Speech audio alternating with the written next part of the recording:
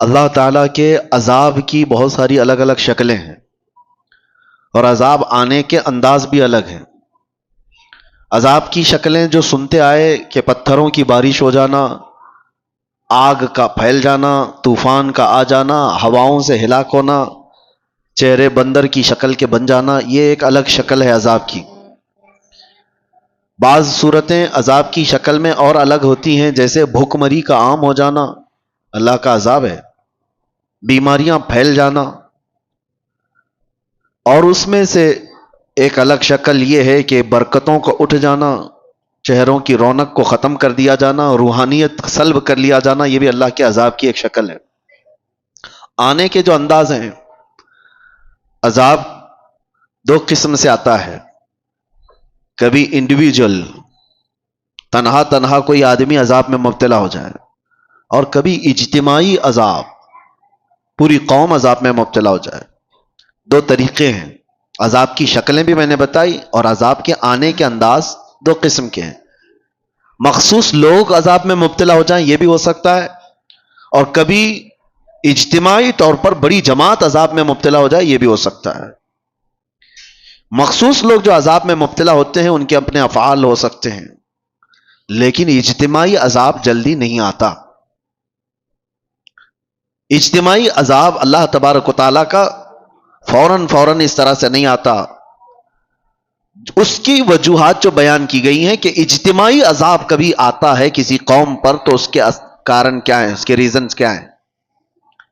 تین چیزیں بتائی گئی ہیں محدثین نے اور شارحین نے۔ پوری قوم عذاب میں مبتلا ہو جاتی ہے تو تین اسباب اس کے بڑے ہیں، بڑے کارن۔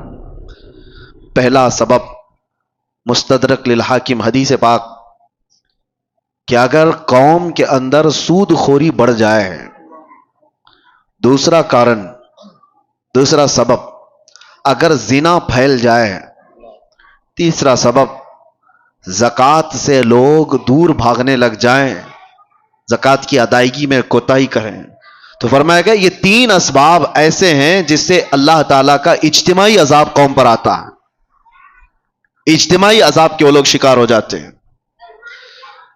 یہ تین چیزیں جب کسی قوم میں پھیلتی ہیں تو پوری قوم عذاب میں مبتلا ہو جاتی ہے۔ آج ہم دیکھ رہے ہیں کہ اجتماعی طور پر لوگ اگرچہ پتھروں کا عذاب نہیں دیکھ رہے ہوں گے، آسمان سے آگ برسنے والا عذاب نہیں دیکھ رہے ہوں گے، زمین کے پھٹ جانے اور دھس جانے کا عذاب نہیں دیکھ رہے ہوں گے، لیکن ایک عذاب تو ہم دیکھ رہے ہیں کہ ہمارے اندر سے روحانیت غائب ہو چکی ہے۔ یہ عذاب تو ہے۔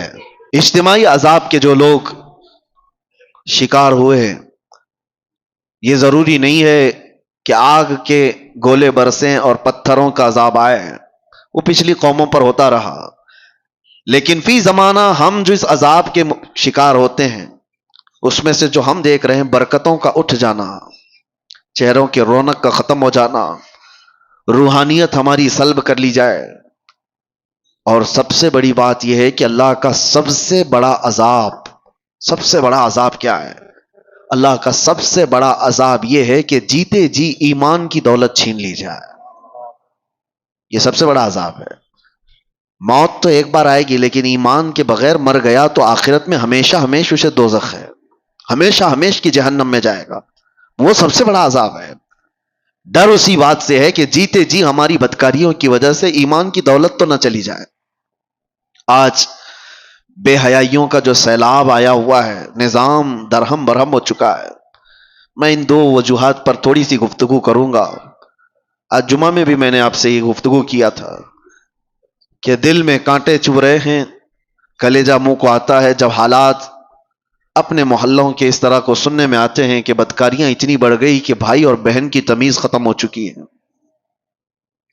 ایک باپ اپنی بیٹی سے مسلسل 12 سال تک زنا کرتا رہا، یہ حالات ہم سنتے آ رہے ہیں، تو کیا کلیجہ منہ کو نہیں آتا؟ یہ چیزیں پیدا کہاں سے ہوتی ہیں؟ انسان اس قدر درندگی کا شکار کب بنتا ہے، ایسا حیوان کب بنتا ہے؟ مین ریزن کیا ہے؟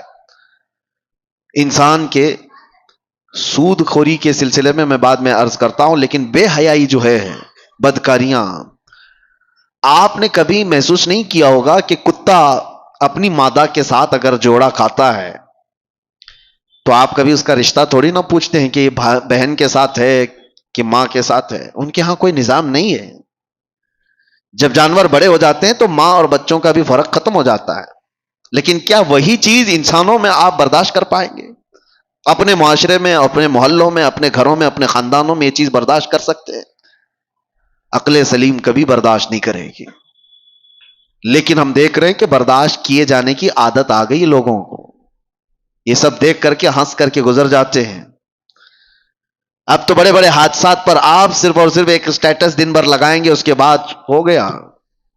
بڑے بڑے حادثات صرف اور صرف ایک دن کی نیوز بن کر کے ختم ہو جاتے ہیں.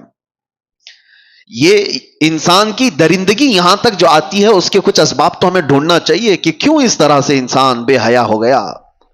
سب سے پہلا ریزن ہے اس کے رزق کا، اس کے کھانے کا.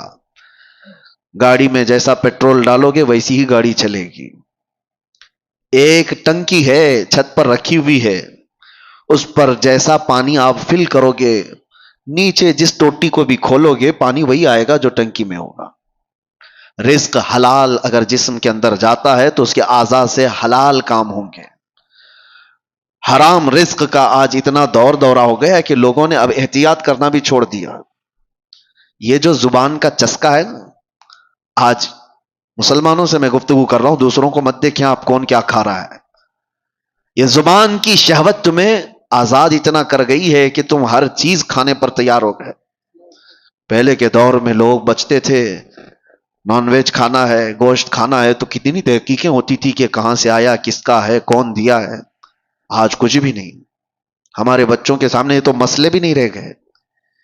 جو فاسٹ فوڈ کے ایسے عادی ہو گئے، ان کو راستہ چلتے ہوئے جو بھی شاورما ملا، پیزا ملا، برگر ملا، لے کے اس کو کھانا ہی ہے. تمہیں پتا ہے، میں جانتا ہوں کئی ایسے لوگوں کو جو کہتے بھی ہیں کہ ہم مردہ مرغیوں کو بیچتے ہیں. مری ہوئی مرغیاں 10 روپے کلو میں لا کر کے اس کا وہ بنا کر کے بیچتے بھی ہیں کئی ایسے لوگ. اگر دوسری قوموں کے ہاں ذبیحہ کا مسئلہ ہی نہیں ہے تو وہ جو کھائیں ہمیں اس سے فرق نہیں پڑتا، لیکن تمہارے لیے رزق کا بہت فرق پڑتا ہے. حرام رزق کا ایک لقمہ جب کسی کے پیٹ میں جاتا ہے تو میرے عزیزوں کئی دنوں تک اس کی کوئی عبادت آسمانوں تک نہیں جاتی، اس کی دعائیں قبول نہیں ہوتی. موسیٰ علیہ السلام ایک بار کوہ طور پر جا رہے تھے، ایک بندے کو اتنا روتے ہوئے دیکھا، ہاتھ لمبے کر کر کے. اس پر آپ کو ترس آ گیا. آپ کوہ طور پر جا کر اللہ سے اس کی سفارش کرتے ہیں کہ مولا اس کی دعائیں پہلے قبول کر لے.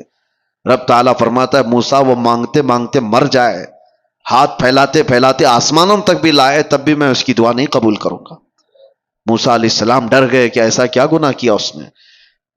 تو اللہ تعالیٰ فرماتا ہے کہ اس کے پیٹ میں حرام لقمہ ہے، اس کے جسم پر حرام لباس ہے. جب تک یہ ہوگا اس کا رونا گڑ گڑانا میں نہیں دیکھوں گا. آپ کیا سمجھتے ہیں یہ ہلکا ہے؟ یہ چیز کے کنٹرول ختم ہو گیا ہے، جس کی وجہ سے یہ بے حیائیاں عام ہو گئیں، بدکاریاں پھیل گئیں، لوگ آج تمیز بھول گئے. کئی ایسے نوجوانوں کو دیکھا ہے، ان کو کوئی خوف ہی نہیں رہ گیا، ڈر ہی نہیں رہ گیا. رزق کا بہت بڑا اثر ہے میرے عزیزوں. سب سے پہلے اس پر کنٹرول کرو، اپنے کھانے پینے پر حلال کی طرف توجہ کرو، ورنہ یہ حرام چیز کے متعلق میرے آقا صلی اللہ علیہ وسلم فرماتے ہیں جو پیٹ حرام لقمہ بھرتا ہے اس کے لیے سب سے زیادہ بہتر ہے کہ جہنم کی آگ ہی اس کے پیٹ میں بھری جائے گی. وہ زیادہ مناسب یہی ہے کہ وہ جہنم کی آگ اس کے پیٹ میں بھری جائے گی. لوگ آج بزنس میں بھی، تجارت میں بھی یہ دیکھنا بھی چھوڑ دیے کہ پیسہ کہاں سے آ رہا ہے. لو دبا لو، ساری چیزیں دبا کر رکھو، کس کا مال کتنا ہڑپ لیا، کس کا حق دبا کر کے رکھ لیے، سب حرام ہے. رزق حرام کے ذریعے. صرف یہ نہیں ہے کہ آپ ذبیحہ دیکھ رہے ہیں، مسلمان نے ذبح کیا ہے وہی گوشت آنا چاہیے. ارے کسی کا دبا کر کے ایک درہم بھی رکھا ہے وہ حرام ہے. دھوکہ دے کر کے کمائی ہوئی چیزیں حرام ہے. امام اعظم ابو حنیفہ رحمۃ اللہ تعالی علیہ کپڑے کے بڑے تاجر تھے. ایک بار ان کی کپڑے کی دکان میں ایک تھان میں عیب والا کپڑا آیا تھا، تھوڑا سا کچھ داغ تھا. خادم سے بتایا تھا کہ بیچنا تو یہ گراہک کو بتا کر کے بیچنا کہ اس میں عیب ہے. امام اعظم ابو حنیفہ چھوٹے موٹے تاجر نہیں تھے، بہت بڑے تاجر تھے. شام کو ان کا خادم آیا. اس دن جانتے ہو تقریباً 4 لاکھ درہم کا کی تجارت ہوئی تھی. سب سے پہلے آپ نے سوال کیا کیا وہ عیب والا جو کپڑا تھا وہ تھان بک گیا؟ اس خادم نے کہا بک گیا، وہ تو صبح ہی بک گیا. کہا بتایا تھا؟ کہا ارے میں بھول گیا تھا. امام اعظم نے کہا کہ یہ 4 لاکھ پورے کے پورے بانٹ دو، اس میں کا 1 روپیہ بھی میرے لیے حلال نہیں ہے. میرے عزیزو، یہ ائمہ اعظام تھے جنہوں نے شک والی چیز کو بھی اپنے گھر آنے نہیں دیا. شک والی چیز بھی. میں پڑھ رہا تھا اس سے قبل ایک بات، شاید آپ کے سامنے میں نے اس کو شیئر کیا ہے، بیان کیا ہے. بغداد کے ایک بہت بڑے عالم دین تھے، بڑے بڑے علماء کو پڑھایا کرتے تھے. ان کی مجلس لگی ہوئی تھی، بچے باہر کھیل رہے تھے، بچوں کی گیند اڑ کر کے یہ علماء کی محفل میں آ کر گر گئی. سب بچے ڈر گئے. ظاہر سی بات ہے، بچوں میں جو ادب اور تمیز ہوتی ہے نا، اس کا بھی بہت بڑا اثر ہوتا ہے. بڑوں کی مجلس میں جانے سے بچے ڈر گئے. بڑے بڑے علماء بیٹھے ہوئے ہیں، کون گیند لے کر کے آئے گا؟ ایک بچہ اس میں کہتا ہے کہ میں لے کر کے آ جاتا ہوں. وہ بغیر خوف کیے ڈرے ہوئے سارے علماء کی گردنوں پر پھلانتے ہوئے ادھر ادھر پیر رکھتے ہوئے مجلس میں آیا اور بڑی بے حرمتی سے وہ گیند لے کر کے چلا گیا. وہ جو علماء کی مجلس تھی وہ چھوٹے عام لوگ نہیں تھے، وہ اولیاء وقت تھے. انہوں نے دیکھا اس بچے کو غور سے. وہ بچہ کوئی اور نہیں، جو استاد پڑھانے کے لیے بیٹھے ہوئے تھے ان کا ہی بیٹا تھا، جو سب سے بڑے عالم دین تھے ان کا بیٹا تھا.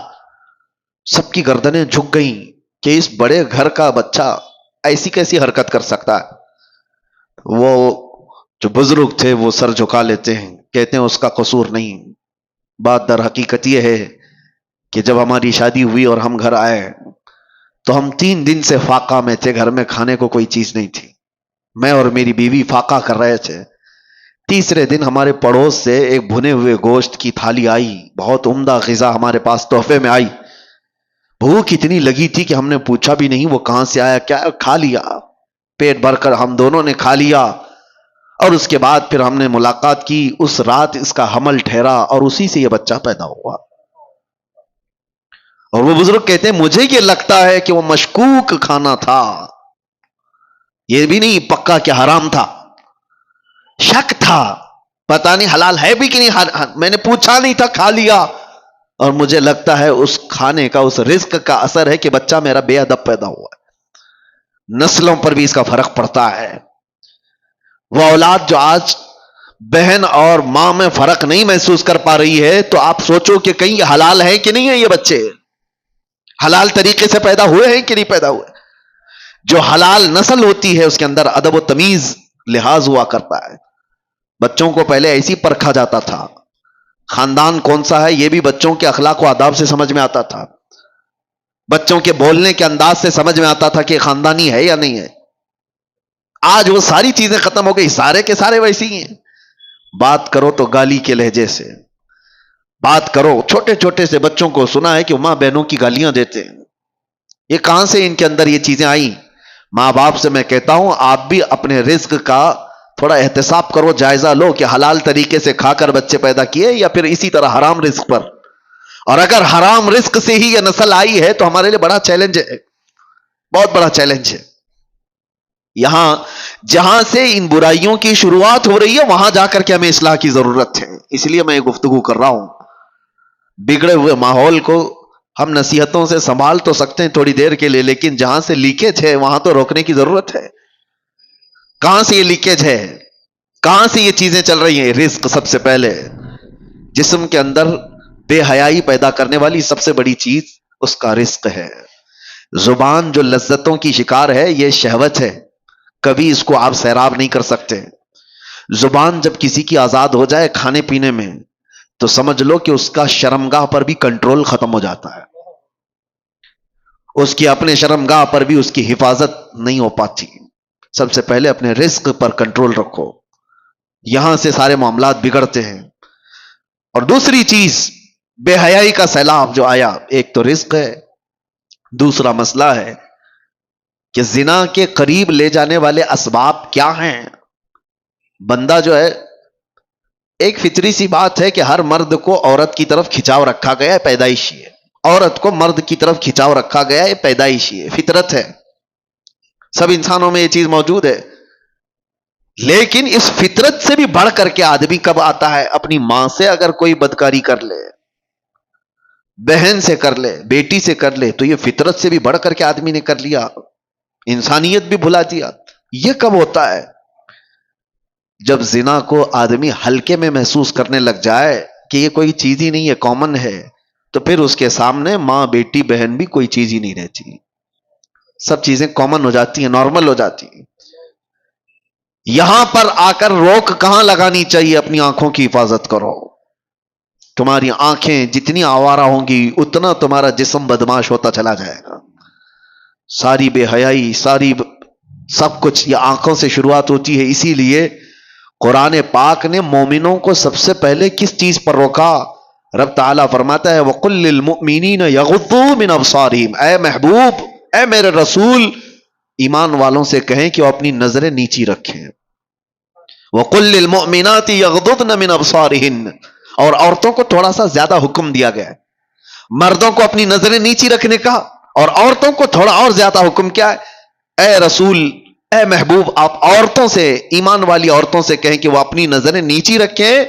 دوسرا آگے کا حکم کیا ہے؟ وَلَا يُبْدِينَ زِينَتَهُنَّ، اپنی زینت کو دوسروں کے سامنے ظاہر نہ کریں۔ جانتے ہیں آپ، عورت کو نرم لہجے میں بات کرنا بھی جائز نہیں۔ آپ سوچ رہے ہوں گے تعجب ہے یہ، اسلام تو سکھاتا ہے نرم لہجے میں بات کرنا، یہ اخلاق میں سے ہے کہ نہیں؟ اچھے نرم لہجے میں بات کرو کسی سے، لیکن عورت کو کہا گیا ہے نرم لہجے میں بات کرنا، وہاں تو شیطان آ جائے گا۔ مرد تو چاہتا ہی ہے کہ اس کی نرم گفتگو سنے، مرد کو شہوت اسی وقت بڑھتی ہے جب عورت کی وہ نسوانی آواز سنتا ہے، اس میں شہوت چھپی ہوئی ہے۔ عورت کو کہا گیا ہے کہ وہ نرم لہجے میں بات نہ کرے۔ عورتوں کو اس کا حکم کیوں دیا گیا؟ ہاں، کسی بھی اجنبی مرد سے عورت کو بات کرنے کی نوبت آ گئی تو وہ کڑک لہجے میں بات کرے، سخت لہجے میں ہی بات کرے، تاکہ وہ مرد تمہاری طرف یہ نہ سمجھے کہ یہ اشارے دے رہی ہے۔ نرم بات کرتے ہوئے مردوں کو تو یہی گمان ہونے لگ جاتا ہے کہ یہ مجھے راستہ دے رہی ہے، اشارہ دے رہی ہے۔ کڑک لہجے میں عورت بات کرے تاکہ اس کے وہم و گمان میں بھی بات نہ آئے۔ عورتوں کو یہ حکم دیا گیا کہ وہ اپنی زینت کا اظہار نہ کرے۔ زینت کا اظہار کس کو کہتے ہیں؟ یہ تو آج بولنا ہی مشکل ہو گیا ہے۔ اللہ کے نبی صلی اللہ تعالی علیہ وسلم نے ارشاد فرمایا اپنے صحابہ سے کہ ایک وقت ایسا آئے گا تم دیکھو گے عورتیں کپڑا پہن کر کے بھی ننگی ہوا کریں گی۔ حضور پاک صلی اللہ علیہ وسلم نے فرمایا ان پر اللہ کی لعنت اور سارے فرشتوں کی لعنت۔ میرے آقا فرماتے ہیں وہ کون سی عورتیں ہیں؟ تنگ و تاریک لباس پہننے والی، چست لباس پہننے والی، چپکا ہوا بدن سے جس سے اس کے سارے اعضاء ظاہر ہوتے ہوں، ایسا لباس پہننے والی۔ ان کے تو برقعے ہی کیسے ہو گئے؟ اب وہ تو زینت کے لیے ہو گئے۔ پہلے تو سنا جاتا تھا کہ نقاب جو ہوتا ہے، وہ حجاب جو ہوتا ہے عورت کو چھپانے کے لیے ہوتا ہے۔ اب تو حجاب اور نقاب ساری چیزیں دکھانے کے لیے ہوتی ہیں، اس میں بھی زینت کا اظہار ہے۔ حکم یہ تھا کہ باہر سے اگر کسی کی نظر پڑ جائے تو مرد یہ پہچاننے سے عاجز ہو جائے کہ یہ جوان عورت ہے کہ بوڑھی عورت ہے، اسے یہ پہچاننے کی تمیز بھی نہ رہے، اس طرح سے وہ عورت کو حجاب کا حکم تھا۔ لیکن عورتیں آج کپڑا پہن کے بھی ننگی ہیں۔ یہ زنا کے عام ہونے کے اسباب ہیں۔ جب اس طرح کی حرکتیں ہوں گی تو گھر محفوظ نہیں رہیں گے، کسی کے گھر محفوظ نہیں رہیں گے۔ نوجوانوں سے ہم تاکید تو کر سکتے ہیں کہ بیٹا آپ اپنی نظریں نیچی رکھو، اپنی حیا کا قتل مت کرو۔ ہم آپ سے یہ کہہ تو سکتے ہیں کہ آپ اپنے آپ کو کنٹرول میں رکھو، لیکن ان عورتوں کا کیا جو خود ہی ننگی باہر آ جائیں؟ ایک نوجوان کہاں تک اپنے آپ کو سنبھالے گا، کہاں تک برداشت کرے گا؟ کیا اس میں ان عورتوں نے بڑا کردار نہیں ادا کیا ہے کہ بے حیائی کو پھیلانے میں، بچوں کے اخلاق کو بگاڑنے میں ان عورتوں کا کردار نہیں ہے؟ بہت بڑا کردار ہے۔ ہم دنیا بھر کی عورتوں کو کچھ کہنے جائیں تو ہمیں اب ٹون مارا جائے گا کہ عورتوں کے حقوق کا قاتل ہے، یہ عورتوں کی آزادی کے خلاف ہے یہ مولانا لوگ۔ دیکھو پورے جھنڈ کے جھنڈ حملہ کرنے لگ جاتی ہیں عورتیں، کوئی ایک بھی اگر ان کے لباس پر بات کرے تو ان کو ایسا لگتا ہے کہ سب کے سب حملہ آور ہو جائیں گی۔ عورتوں پر ہی بولتے ہو، مردوں کو نہیں بولتے۔ اسلام وہ ہے جو پہلے مردوں کی آنکھوں پہ پابندی لگایا ہے، لیکن اس کا مطلب یہ نہیں ہے کہ سارے مرد اپنی آنکھیں نیچے رکھ کر کے ہی جائیں گے۔ اور آپ اپنا جسم کھلا رکھ کر کے کہو. تو ان عورتوں سے میں کہتا ہوں جن کو ہمارے جملے برے لگتے ہیں، میاں قانون بھی ہے، پولیس بھی ہے، ڈپارٹمنٹ بھی ہے، سب کچھ تو ہے گورنمنٹ کے اندر، حکومت کے اندر، تو پھر اپنا سونا چاندی تجوری میں کیوں رکھتے ہو؟ چوکھٹ پہ رکھا کرو. پولیس تو ہے نا حفاظت کے لیے، گورنمنٹ تو موجود ہے. لاؤ اپنی جویلری پوری باہر دروازے کے باہر رکھ کر کے آرام سے سو. آپ کو لگے گا نہیں پولیس تو ہے، 24 گھنٹے تھوڑی نا میرے مال کو دیکھ رہی. یہی ہم آپ سے کہنا چاہتے ہیں، نوجوان اپنی آنکھیں نیچی تو کر لیں گے لیکن 24 گھنٹے نہیں کر سکتے. تم اپنی حفاظت تو کرو، تم اپنے جسموں کی حفاظت کرو. اور جس طرح سے یہ عورتوں کو برا لگتا ہے، میں ان سے یہی کہتا ہوں تمہارے جسموں کو ہم حفاظت کے لیے کہہ رہے ہیں، یہ نہیں کہ کوئی یہ پابندی ہے، یہ کوئی قید ہے. کس نے کہا کہ تم کو قید کرنا ہے؟ اگر عورتوں کو قید میں رکھنا ہوتا تو ہماری آدھی شریعت ام المومنین عائشہ صدیقہ سے نہیں چل رہی ہوتی. سیدتنا عائشہ صدیقہ رضی اللہ تعالیٰ عنہا کے بیان کردہ حدیثوں سے آدھی شریعت ہے ہماری. آپ کو کیا لگتا ہے عورتوں کو قید کیا گیا ہے؟ عورتوں کو قید نہیں، عورتوں کو ان کے مقام پر رکھا جا رہا ہے جس کے وہ حقدار ہیں. کبھی آپ یہ سوال کرتے ہیں کہ خانہ کعبہ پر غلاف کیوں چڑھایا جاتا ہے؟ اس لیے کہ وہ مقدس ہے. قرآن پہ غلاف کیوں رکھا جاتا ہے؟ فرق کرنا ہے کہ وہ مقدس ہے. یہ تمام چیزیں کیوں رکھی جاتی ہیں؟ کہ ان کا تقدس برقرار رکھے. عورتوں کو اسی لیے پورے لباس کی بات ہم کرتے ہیں کہ ان کا تقدس برقرار رہے. ننگی رہے تو ہر ایرا غیرہ نتھو کھیرا دیکھتا تو رہے گا ہی. لوگوں کی شہوت پر کسی کا کنٹرول تھوڑی نہ ہے. کتنوں کی آنکھوں کو ہم بچائیں گے؟ یہ بے حیائی کا جو دورہ ہے اس میں یہ سارے اسباب ہیں. برا رزق جب جسم میں جاتا ہے تب اس کا زنا کی طرف میلان زیادہ ہوتا ہے. حرام رزق جسم میں آتا ہے تو بے حیائی کی طرف بڑھتا ہے. اور دوسرا کارن، عورتیں اور مرد جب اپنے لباس کے ساتھ ناانصافی کرتے ہیں تو پھر یہ بے حیائیوں کا دورہ ہے. شیطان یہ چاہتا ہی ہے کہ تمہارا لباس نکال دیا جائے، تمہیں ننگا کر دیا جائے. وہ یورپ ہے جس نے جانور اور مردوں کے، انسانوں کے فرق کو مٹا دیا ہے. میں اکثر ایک جملہ جو کہتا ہوں، ننگا رہنا اگر فیشن ہے تو بھینس زیادہ فیشنیبل ہے، جانور زیادہ فیشنیبل ہے، وہ تو کچھ بھی نہیں پہنتے. ننگا رہنا کوئی فیشن ہے؟ انسانیت کیا ہے؟ ہم کوئی جنگلی زندگی گزار رہے ہیں کیا؟ ہمیں کپڑے میسر نہیں ہیں؟ اس کو یہ شیطانی تمام جماعتوں نے مل کر کے شہوتوں کو عام کرنے کے لیے ننگا کیا ہے. ورنہ کپڑوں کی دشمنی کس کی ہے؟ ارے بڑے بڑے برانڈ کے کپڑے تو تم ہی لوگ بناتے ہو اور پھر ننگا بھی رکھنا چاہتے ہو. کمپنیاں بند کر دو، کپڑے ہی مت بناؤ. جو کپڑے بنتے ہیں تو اس بات کا تصور میں آپ کو لانا چاہتا ہوں، کس کے لیے بنتے ہیں؟ جانوروں کے لیے. حیرت ہوتی ہے، میں کبھی کبھار یہ بھی چیز محسوس کرتا ہوں، محفلوں میں، شادیوں میں، باراتوں میں وہ کرسیاں زیادہ پردے میں رہتی ہیں عورتوں سے ہیں. اور کرسیوں کو شامیانے والے موجود ہیں، اوپر سے نیچے تک چھپائے ہوتے ہیں، پتہ بھی نہیں چلتا اندر لال کرسی ہے کہ پیلی کرسی ہے، کپڑا اڑا دیا ہے. بے جان کرسی کو اتنا پردے میں رکھا ہے اور جان والی عورت کو پوری طرح سے زینت بنا کر لوگوں کے سامنے رکھا ہے. ان خواتین سے میں کہتا ہوں تمہیں آج کوئی روکنے والا نہیں ہے، کوئی قانون ایسا نہیں ہے کہ تمہیں پابند کرایا جائے. صرف ایک قانون ہے، وہ اللہ رب العزت کا خوف. تمہیں قیامت کے دن اٹھایا جائے گا. میرے آقا صلی اللہ تعالی علیہ وسلم نے فرمایا معراج کی شب میں نے جہنم میں اکثر عورتوں کو دیکھا ہے. ان کے عذابات کا بھی ذکر فرمایا. ان میں سے ایک عذاب کا ذکر میرے آقا نے فرمایا کہ عورتوں کو بالوں سے باندھ کر کے سزا دی جا رہی تھی اور ان کے بالوں میں پیپ اور خون بھرا ہوا تھا اور فرشتے ان کو دردناک اذیتیں دے رہے تھے، عذاب میں مبتلا کر رکھے ہوئے تھے. پوچھا گیا کون سی عورتیں؟ کہا گیا کہ یہ اپنی زینت کا اظہار عوام کے سامنے کرتی تھی، یہ بے حیا باہر آیا کرتی تھی. تمہیں اسلام نے جو عزت و وقار دیا ہے اس عزت و وقار کے ساتھ رہو، ورنہ معاشرہ بہت خراب ہوتا جا رہا ہے. اب یہاں مردوں کی ذمہ داری ہے، اپنی بیٹیوں کو پردہ سکھاؤ. ننگی لا کر کے بازاروں میں گھمانے کو پوش نہیں کہا جاتا. بے حیا آدمی ہے وہ جو اپنی بیٹیوں اور اپنی عورتوں اور اپنی بہنوں کے پردے کے سلسلے میں آزاد خیالی کا اظہار کرتا ہے. نہیں، ہمارے یہاں تو یہ سب نہیں چلتا ہے، نہیں چلتا ہے. میرے آقا صلی اللہ علیہ وسلم نے فرمایا دیوس جہنمی ہے، دیوس جہنمی ہے، دیوس جہنمی ہے۔ صحابہ نے پوچھا یا رسول اللہ وہ کون ہے دیوس؟ حضور پاک فرماتے وہ شخص دیوس ہے جس کی عورت بے پردہ باہر نکلتی ہے، وہ مرد بھی جہنم میں جائے گا۔ مرد کے بارے میں، عورت کے بارے میں اور مرد کے بارے میں۔ اور ایک بات میں آپ کو بتاؤں، مرد اپنی غیرت اور اپنی مردانگی کیسے اس کی پہچانی جاتی ہے؟ عرب والوں سے آج بھی پوچھو، عرب میں آج بھی جا کر کے پوچھو، آج بھی ان کے حالات اگرچہ بگڑے ہوئے ہوں لیکن سگی بھابھی کو بھی کوئی دیور نہیں دیکھ سکتا وہاں۔ کئی ایسے میں گھر جانتا ہوں، کیونکہ ان کی غیرت ہے، اس کو مردانگی سمجھتے ہیں اپنی عورت کی حفاظت کرنا۔ یہ بے غیرت بے حیا لوگ ہیں جو اپنی عورتوں کا اظہار کرنے کے لیے باہر لے آتے ہیں، شک ہوتا ہے تم پورے ہو بھی کہ نہیں ہو، عورتوں کا اظہار کرانے کے لیے۔ اور اب تو فیشن بنا ہوا ہے، ایک خوبصورت عورت کسی کی آ گئی تو وہ دوستوں میں لا لا کر کے اس کو ملوا رہا ہے، اس کو دکھوا رہا ہے، دیکھو ہم تمہاری بھابھی کیسی ہے۔ معاذ اللہ رب العالمین، تم زنا کے دروازے کھول رہے ہو، تم بے حیائی کی دروازے کھول رہے ہو۔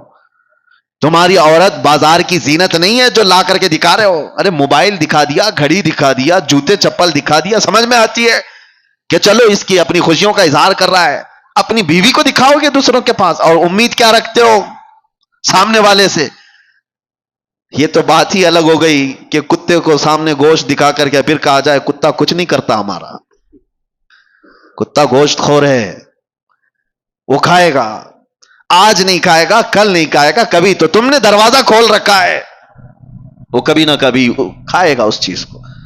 اسی لیے میرے عزیزوں، ایک بزرگ نے اپنے مرید سے کہا تھا، یہی لڑکیوں کے پردے اور حجاب کے بارے میں بات آئی تو انہوں نے کہا تھا بیٹا گوشت خرید کر کے لانا، 2 کلو گوشت ایک کھلے برتن میں سر پر رکھ کر کے لانا، کپڑا مت ڈھانکنا۔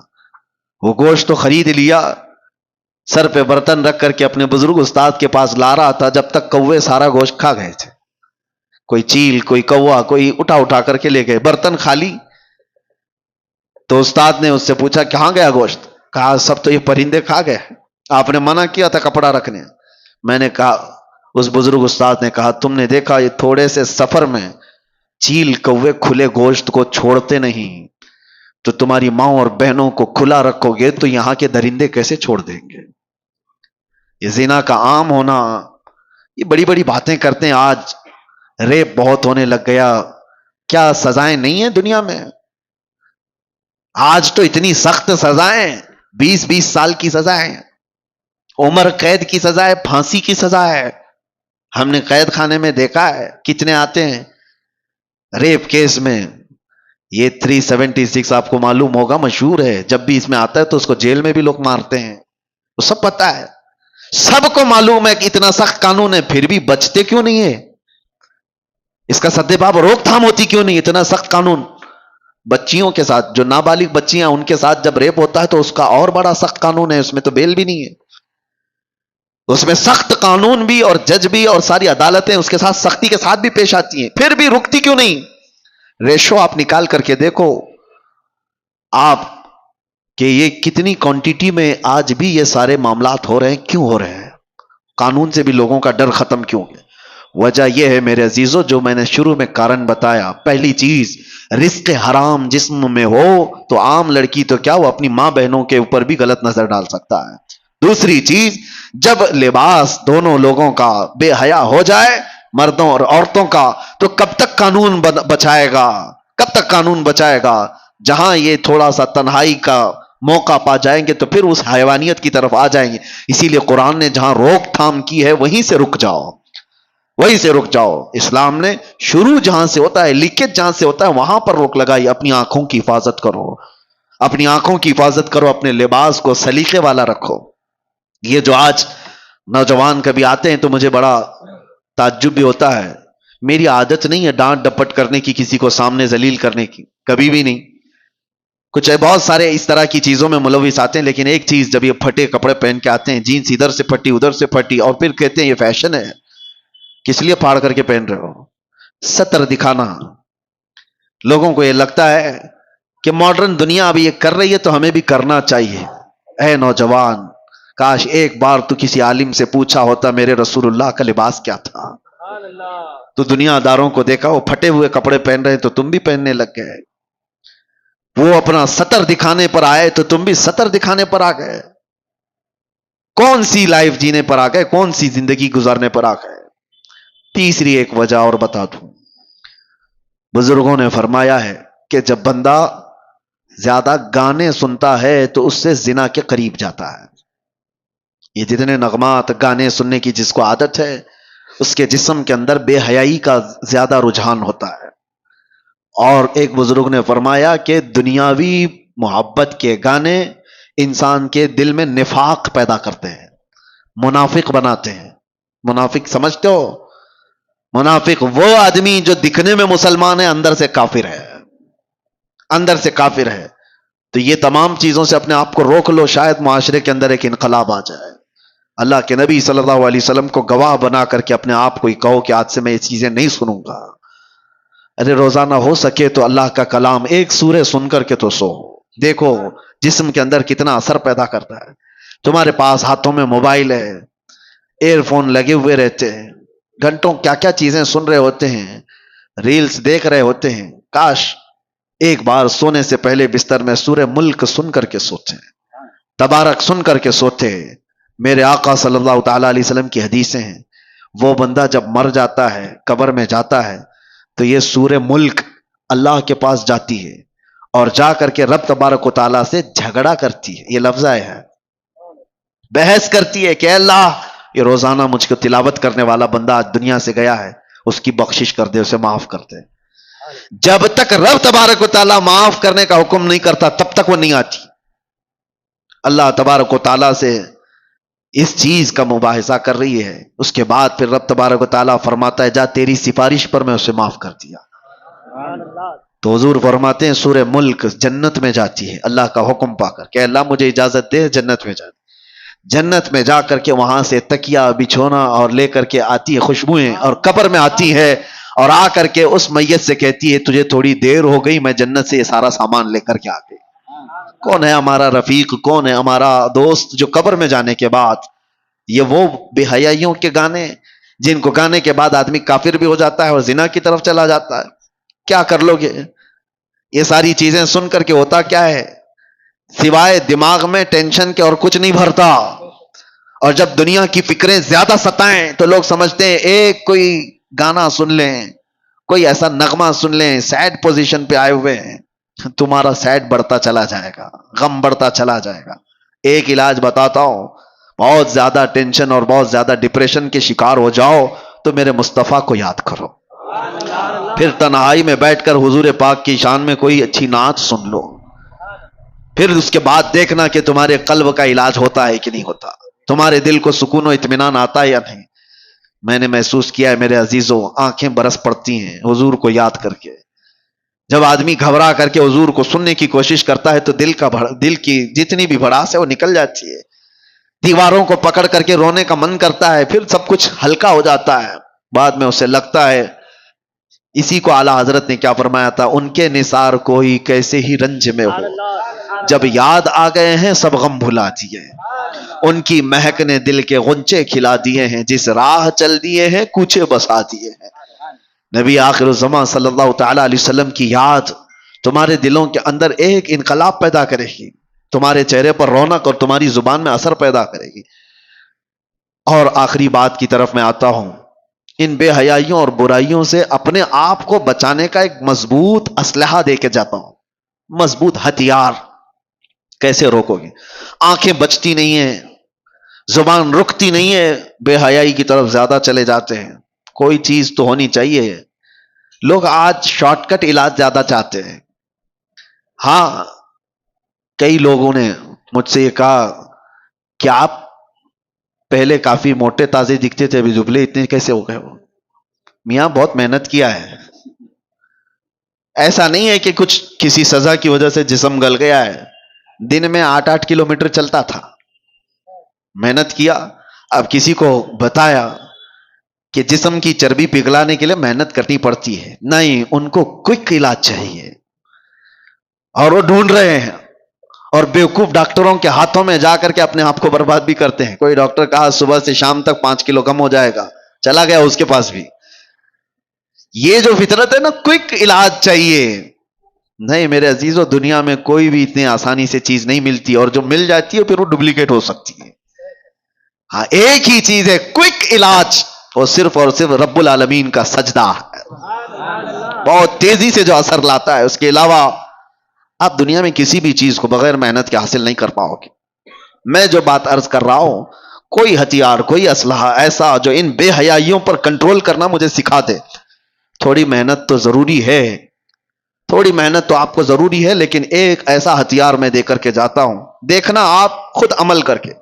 میری طرف سے کثرت سے صبح سے لے کر شام تک جہاں بیٹھو، جہاں کھڑے رہو، جہاں انتظار، جہاں کہیں پہ بھی اپنی زبان پر درود پاک پڑھنے کا ورد جاری رکھو.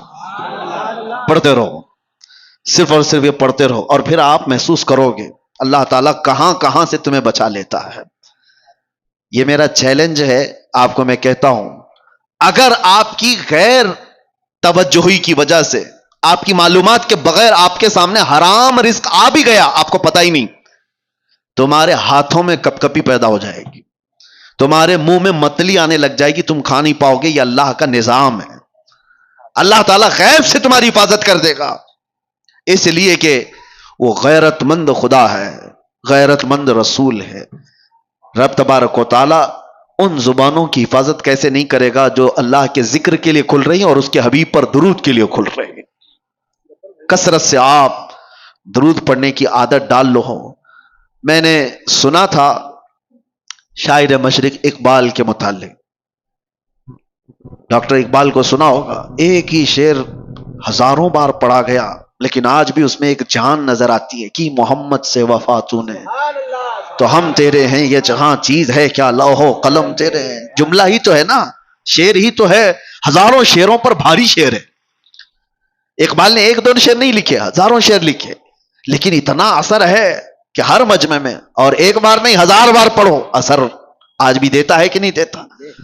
اقبال کے ان اشعار میں اثر کیسے اتنا؟ تو اقبال نے کہا تھا میں نے 1.25 کروڑ مرتبہ درود پاک پڑھا ہے، 1.25 کروڑ مرتبہ درود پاک پڑھا. میں نے یہ سنا تھا. اگر یہ بات ہے تو میرے عزیز و زبان کا اثر بڑھ جاتا ہے. ہم نے خود بھی اپنی عادت یہ بنا رکھی ہے، سفر میں ہوں کہیں پر بھی ہوں کثرت سے درود پڑھتے رہیں. اس سے کئی چیزوں سے آدمی بچ جاتا ہے، دوسروں کی غیبت کرنے سے، دوسروں کو برا بھلا کہنے سے، اور اپنی زبان کو غلط چیزوں کی عادت ڈالنے سے. ان تمام چیزوں سے اللہ حفاظت کرتا ہے. تو آج سے ان چیزوں کی عادت ڈال لو، اللہ تعالیٰ ان بے حیائیوں کو ہمارے اندر آنے سے محفوظ فرما دے. اور میرے عزیزوں، معاشرے کے اندر جو بے حیائیاں پھیلتی جا رہی ہیں، اپنے رزق پر کنٹرول کرو. ہر جگہ کھانے کی نہیں ہوتی. تم بھینس نہیں ہو، تم بیل نہیں ہو جہاں ہرا گھاس دکھا اور منہ ڈال دیا. ہر چیز تمہارے کھانے کے لیے نہیں ہے. اپنے اندر حلال اور حرام کی تمیز ہمیشہ رکھو. ایک لقمہ بھی اگر جاتا ہے تو تمہاری نسلوں پر بھی اثر کرتا ہے، نسلوں پر بھی اور تمہارے اعمال پر بھی. ایک صاحب ٹرین میں سفر کر رہے تھے، سنا تھا میرے استاد سے، بہت پرہیزگار آدمی تھے، بہت پرہیزگار. سفر کرنے کے وقت ظاہر سی بات ہے بہت سارے لوگوں سے ملاقات ہو جاتی ہے. ایک بڑا مالدار آدمی بھی اس پہ سفر کر رہا تھا. اتفاق سے ایسا ہوا کہ وہ اتر گیا اور وہ اپنا سوٹ کیس چھوڑ گیا، اس کو یاد ہی نہیں تھا. تو یہ جو بہت ہی پرہیزگار عالم تھے، انہوں نے دیکھا کہ یہ صاحب جو مجھ سے صبح سے ملے ہوئے تھے ان کا سوٹ کیس چھوٹ گیا. اٹھایا تو دیکھا وہ کھلا ہی تھا. بے شمار اس کے اندر مال و دولت، پیسوں کی گڈیاں بھری ہوئی تھی اور جویلری بہت ساری تھی. دیکھا اتنے کی 7 نسلیں کھا سکتی ہیں. اور بیچارہ ایک مولوی غریب آدمی جس کی تنخواہ آج کیا ہوا کرتی، اس زمانے کی بات کر رہا ہوں، 100 سال پہلے کی، یا تقریباً 50 سے 100 سال کے عرصے کے بیچ میں. دل میں برا نہیں آیا، کہا کہ نہیں اس کو ڈھونڈ کر کے اس کے مالک تک پہنچا دوں گا. ایک امانت داری تھی. وہ صاحب علم شخص کہتے ہیں کہ انہوں نے ڈھونڈنا شروع کیا سوٹ کیس سے یا کسی طرح سے پتہ لگایا تو ایک شہر کا رہنے والا تھا. 2 یا 3 دن لگ گئے اس بندے کو ڈھونڈنے کے لیے. اور یہ صاحب گئے اس کے گھر پر، وہ شخص باہر آیا تو دیکھا، پہچان لیا. اس نے کہا کہ آپ ٹرین والے مسافر ہو؟ کہا ہاں میں وہی مسافر ہوں. کہا کیسے آنا ہوا؟ کہا آپ کا سوٹ کیس چھوٹ گیا. وہ فوراً گلے لگ گیا. کہا اس میں تو کتنی بڑی جمع پونجی تھی میری، ایک دو نہیں، تقریباً اس میں لاکھوں کی مالیت کی چیزیں موجود تھی. لیا اور کہا آپ جیسا فرشتہ صفت انسان میں نے نہیں دیکھا آج کے دور میں، اتنے فتنوں کے دور میں. مال ملا ہے، لے کر کے چلا جاتا، نہ میں تم کو کچھ کہہ سکتا تھا، معلوم بھی نہیں تھا. اس نے کہا نہیں، میرا دین یہ نہیں سکھا تھا، میرا دین یہ نہیں سکھا تھا، امانت داری ہے. اللہ کے نبی صلی اللہ تعالی علیہ وسلم کی محبت میں اس شخص نے دے تو دیا. اس کے بعد وہ جو مالدار آدمی تھا اس نے کہا میں سارے لوگوں کو بلا کر تمہارا تعارف کراؤں گا، آپ مہمان بن جاؤ. میرے گھر پہ مہمان بنایا، بہت خاطر تواضع کیا، بہت عزت. گھر میں دعوت عام تھی، لوگ آئے، سب کے سامنے اس سیٹھ نے، اس مالدار آدمی نے اس مولوی کی بڑی تعریفیں کی. ایسا شخص میں نے نہیں دیکھا. ایک دن رکایا، دوسرا دن آیا، تیسرے دن وہ جانے والے تھے، کہا کہ اب مجھے جانے دو. اس نے کہا کہ ٹھیک ہے. تو جس کمرے میں ان کو رکایا گیا تو غسل خانہ بھی تھا. یہ بیچارے مولوی صاحب گئے غسل خانے میں.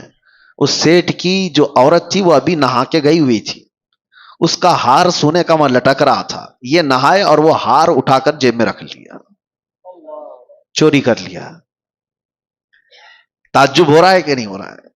ایک چھوٹا سا ہار تھا، بہت بڑا بھی نہیں تھا، اس کو رکھ لیا، دبا لیا، کہا یہ لے کے جاؤں گا اس کے گھر سے. اور پھر وہاں سے نکلنے کا وقت آیا تو اتفاق سے اس سیٹ کی عورت جو ہے اس کو یاد آیا غسل خانے میں اپنا ہار چھوڑ کر کے آئی. آ کر دیکھتی ہے تو ہے ہی نہیں ہار. تلاش ادھر ادھر، وہ گھبرا ہی، کہا کہ میرا بہت قیمتی ہار ہے، میری ماں کا دیا ہوا، کہاں چلا گیا؟ اور میرے بعد یہ مولوی صاحب ہی گئے تھے نہانے کے لیے، اور کون گیا ہے؟